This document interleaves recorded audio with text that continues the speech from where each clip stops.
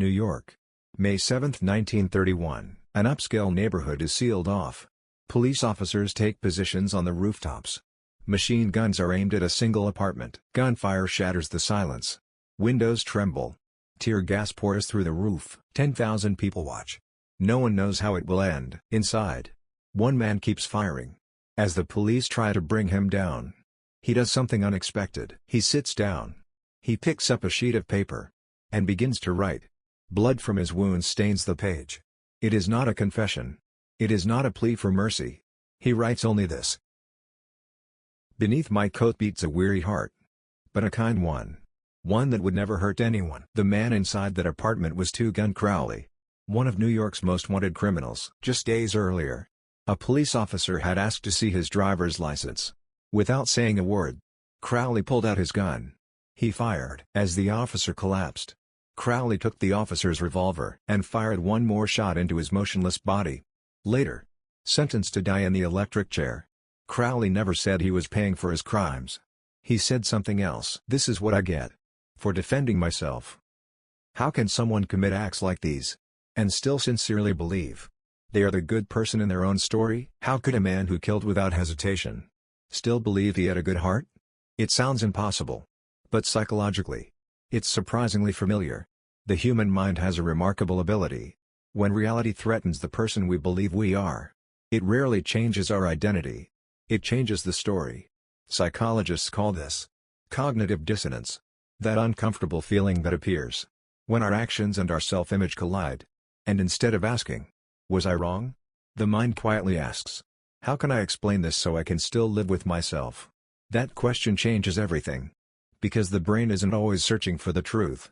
Sometimes, it's protecting the identity. You can see it almost everywhere.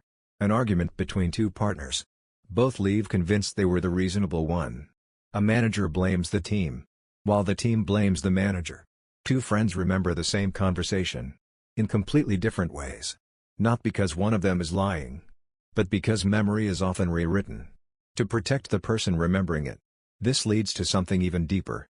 Self-justification. Once we make a decision, we begin defending it, even when the evidence turns against us.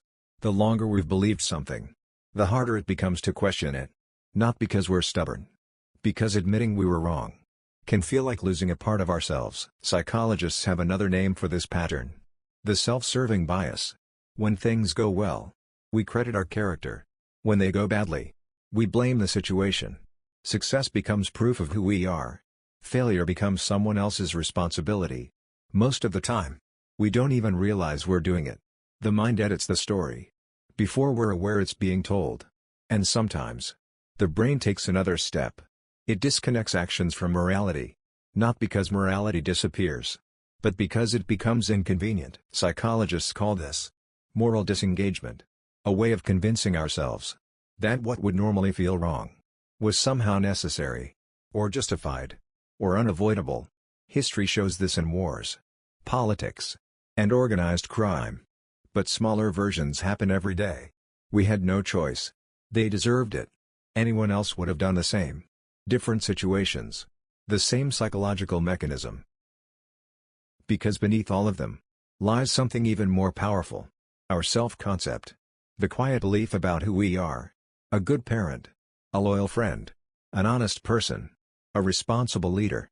Once those identities become part of us, the mind begins protecting them. Sometimes, more fiercely than it protects the facts. The ego isn't always defending the truth. It's defending the person holding it. Identity preservation can be so powerful that changing your mind feels less like learning and more like disappearing.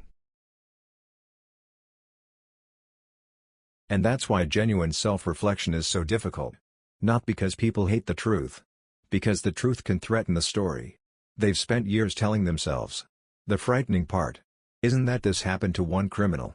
It's that the same machinery exists inside every human mind. The difference isn't the mechanism. It's where it leads. For most people, it shapes arguments, broken relationships, workplace conflicts, political divisions, silent resentments. For others, the consequences become far more destructive. But the mind begins in the same place, trying to protect the person in the mirror. Maybe that's the greatest illusion of all. We believe we see ourselves clearly, But often, we see the version of ourselves our mind is willing to defend. Because the most dangerous lie isn't always the one we tell other people. It's the one we quietly repeat to ourselves until it becomes our reality.